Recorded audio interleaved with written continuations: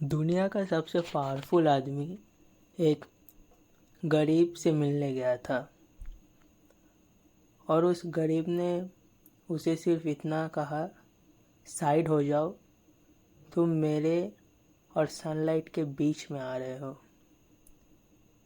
डायोजेनिस गरीब था, गरीब क्या, भिखारी था, रास्ते पे सोता था, एक बैरल में रहता था। लोग उसे पागल समझते थे, लेकिन फिर भी वो फ्री था। एक दिन अलेक्जेंडर द ग्रेट को उसके बारे में पता चला। दुनिया का सबसे पावरफुल आदमी एक गरीब इंसान से मिलने गया। अलेक्जेंडर अपनी आर्मी लेकर उसके पास गया। डायोनिस मस्त सनलाइट में लेटा हुआ था। अलेक्जेंडर ने उसे कहा कि तुम्हें जो चाहिए मांगो, मैं तुम्हें कुछ भी दे सकता हूँ, क्योंकि अलेक्जेंडर बहुत इम्प्रेस हुआ था डायोजेनिस से। सोचो, दुनिया का सबसे पावरफुल आदमी उसे कुछ भी देने के लिए रेडी था। पैसा, पावर, घर, नाम, लड़कियाँ, वो कुछ भी मांग सकता था। लेकिन डायोजेनिस ने सिर्फ इतना बोला, थोड़ा साइड हो जाओ, तुम मेरे सनलाइट को ब्लॉक कर रहे हो। उसे सिर्फ सनलाइट चाहिए था।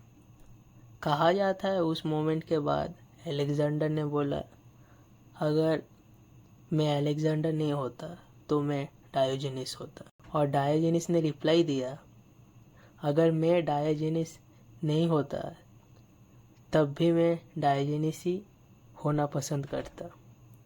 समझे, दुनिया जीतने के बाद भी अलेक्जेंडर फ्री नहीं था। वो अपनी एम्बिशन का स्लेव था, अपनी लेगेसी का स्लेव था।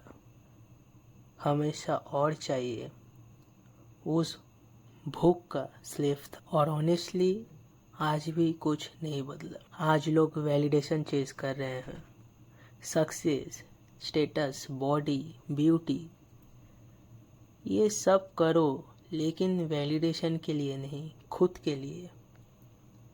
और सबसे सैड पार्ट पता है,